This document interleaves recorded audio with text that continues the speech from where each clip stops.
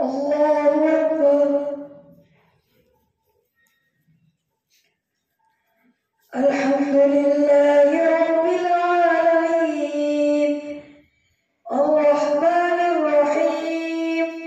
مالك يوم الدين إياك نعبد وإياك نستعين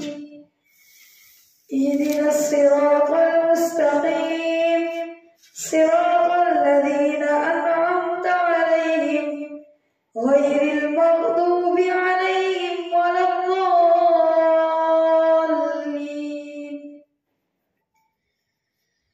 الذين استجابوا لله والرسول من بعد ما أصابهم القرح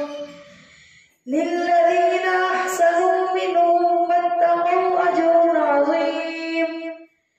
الذين قال لهم الناس إن الناس قد جمعوا لكم فاخشوهم فزادهم إيمانا وقالوا حسبنا الله ونعم الوكيل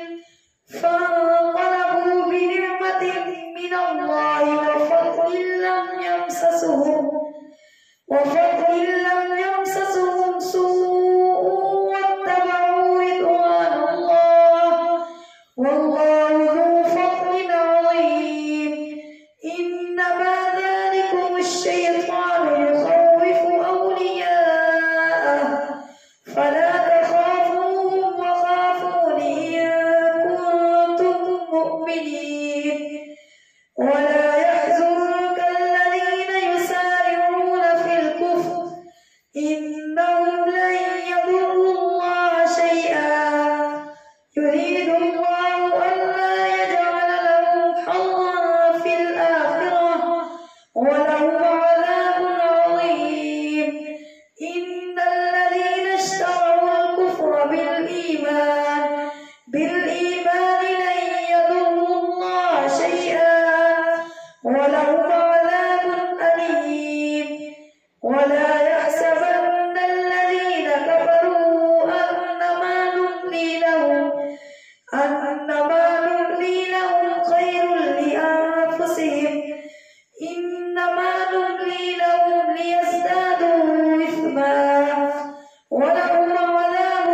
مهين ما كان الله ليذر المؤمنين على ما أنتم عليه حتى يميز الخبيث من الطيب وما كان الله ليطلعكم على الغيب ولكن الله يجتبي من رسله من يشاء فآمنوا بالله ورسله وإن تؤمنوا وتتقوا فلكم أجر عظيم ولا يحسبن الذين يبخلون بما آتاهم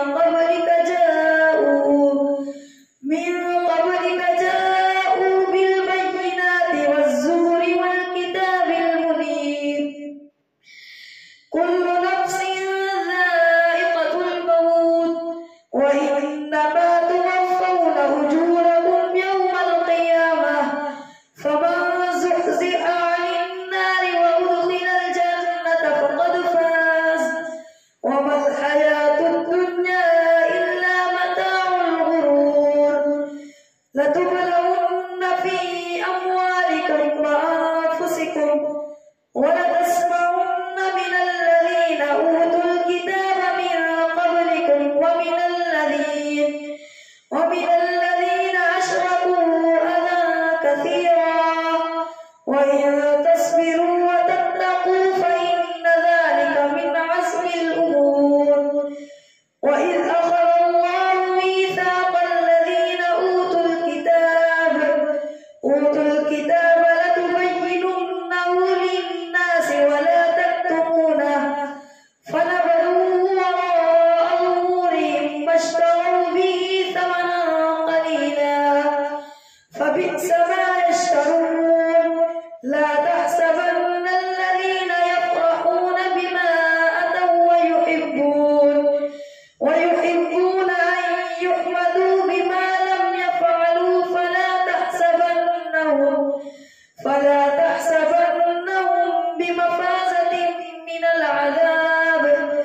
ولهم عذاب أليم. ولله ملك السماوات والأرض والله على كل شيء قدير. إن في خلق السماوات والأرض واختلاف الليل والنهار لآيات لأولي الألباب الذين يذكرون الله قياما وقعودا وعلى جنوبهم ويتفكرون في خلق السماوات والأرض ربنا ما خلقت هذا باطلا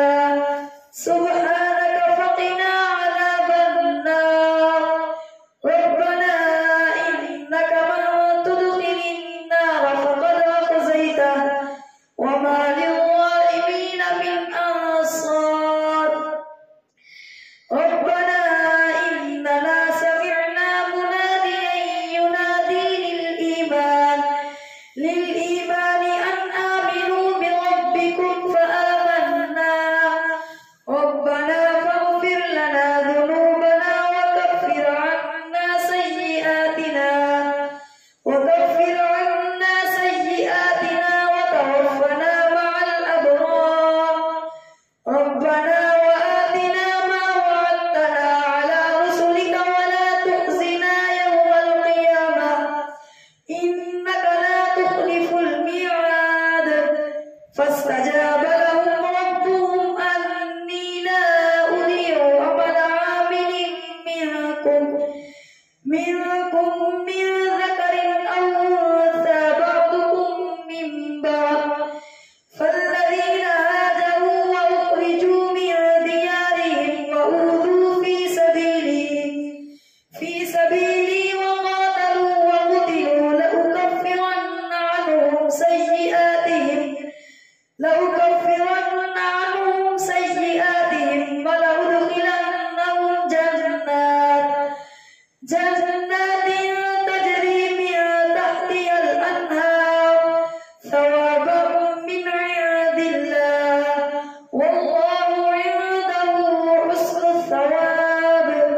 لا يغرنك تقلب الذين كفروا في البلاد متاع قليل ثم مأواهم جهنم وبئس المهاد. لكن الذين اتقوا ربهم لهم جنات تجري من تحتها الأنهار خالدين فيها نزلا من عند الله وما عند الله خير للأبرار. وإن من أهل الكتاب لمن يؤمن بالله وما أنزل إليكم وما أنزل إليهم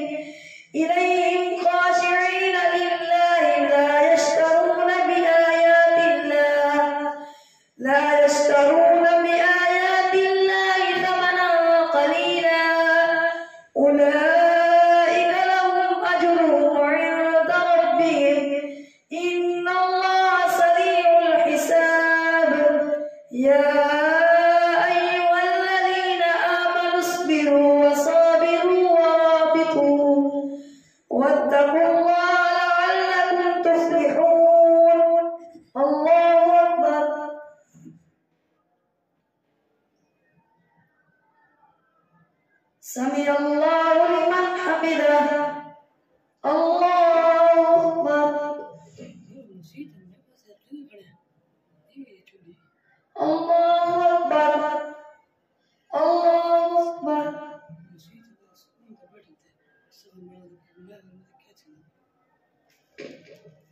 الله أكبر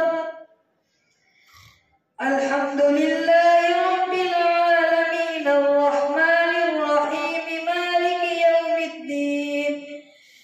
إياك نعبد وإياك نستعين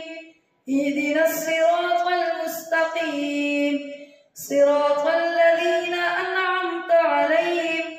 غير المغضوب عليهم ولا الضالين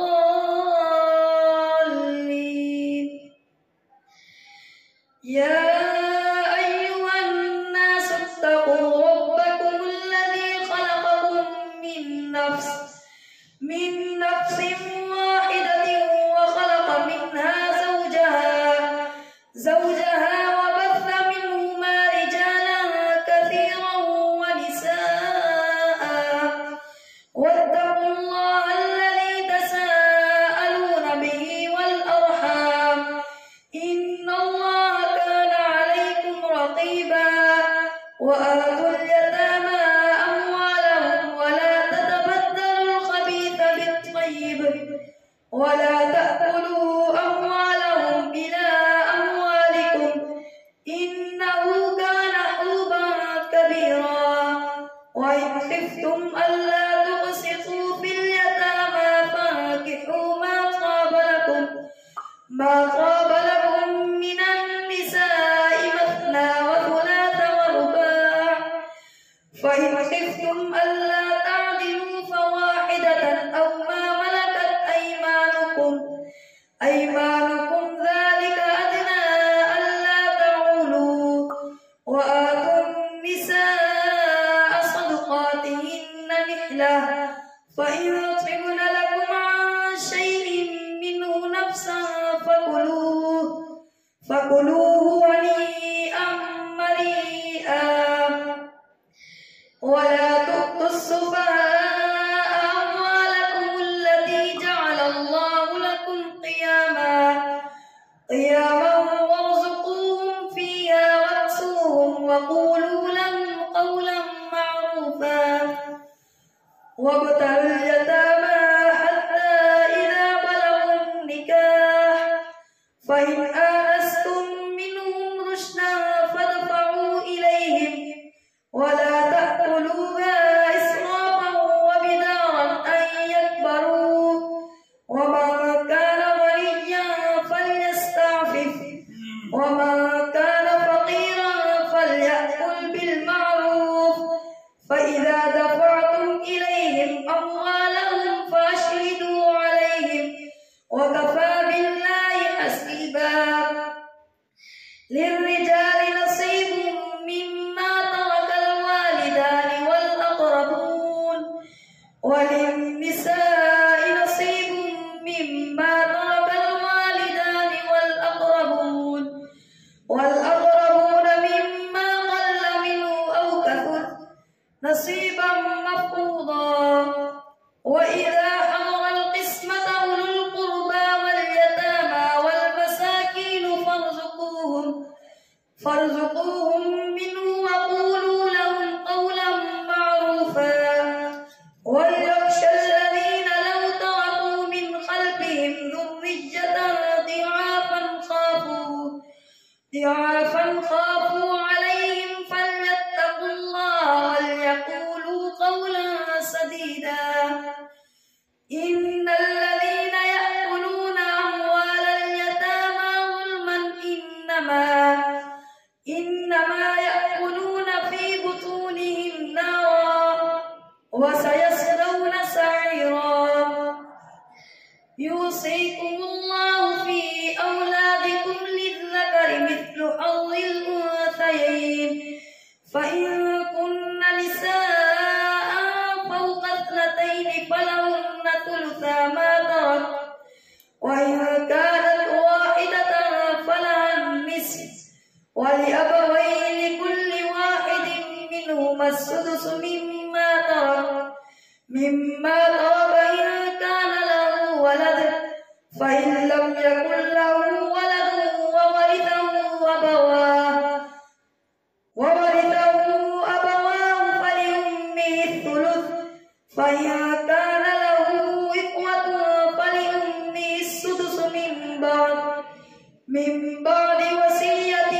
يوصي بها أو دين. آباؤكم وأبناؤكم لا تدرون أيهم أقرب لكم نفعا، فريضة من الله، إن الله كان عليما حكيما. ولكم نصف ما ترك أزواجكم إن لم يكن لهن ولد، فإن كان لهن ولد فلكم الربع مما تركن من بعد وصية يوصي بها أو دين. ولكم نصف ما ترك أزواجكم إن لم يكن لهن ولد، فإن كان لهن ولد فلكم الربع مما تركن من بعد وصية يوصين بها أو دين. ولهن الربع مما تركتم إن لم يكن لكم ولد، فإن كان لكم ولد فلهن الثمن مما تركتم من بعد وصية توصون بها أو دين. وإن كان رجل يورث كلالة أو امرأة وله أخ أو أخت فلكل واحد منهما السدس، فإن كانوا أكثر من ذلك فهم شركاء في الثلث من بعد وصية يوصى بها أو دين غير مضار، وصية من الله، والله عليم حليم. تلك حدود الله، ومن يطع الله ورسوله يدخله جنات تجري من تحتها الأنهار خالدين فيها، وذلك الفوز العظيم. ومن يعص الله ورسوله ويتعد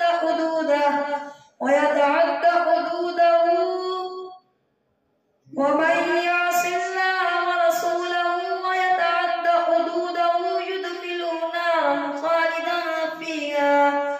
وله عذاب مهين. واللاتي يأتين الفاحشة من نسائكم فاستشهدوا عليهن 4 منكم، فإن شهدوا فأمسكوهن في البيوت حتى يتوفاهن الموت أو يجعل الله لهن سبيلا. واللذان يأتيانها منكم فآذوهما فإن تابا وأصلحا فأعرضوا عنهما، إن الله كان توابا رحيما. إنما التوبة على الله للذين يعملون السوء بجهالة ثم يتوبون من قريب فأولئك يتوب الله عليهم، وكان الله عليما حكيما. وليست التوبة للذين يعملون السيئات حتى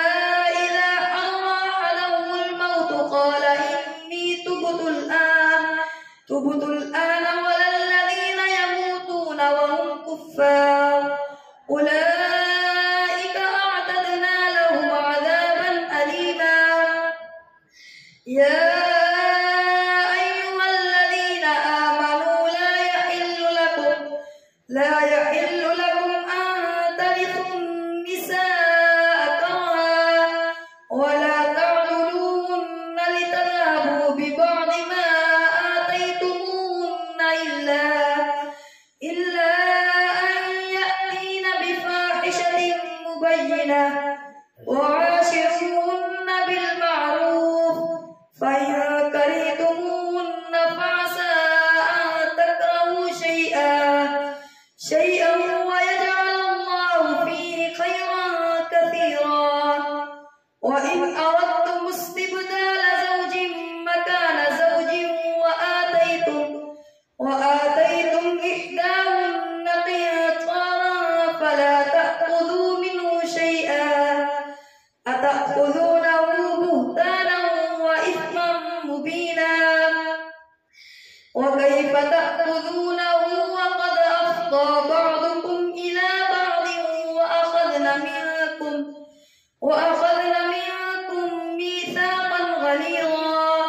ولا تنكحوا ما نكح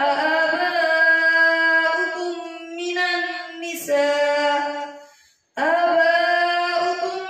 النساء إلا ما قد سلف إنه كان فاحشة ومقتا وساء سبيلا. حرمت عليكم أمهاتكم وبناتكم وأخواتكم وعماتكم وخالاتكم وبنات الأخ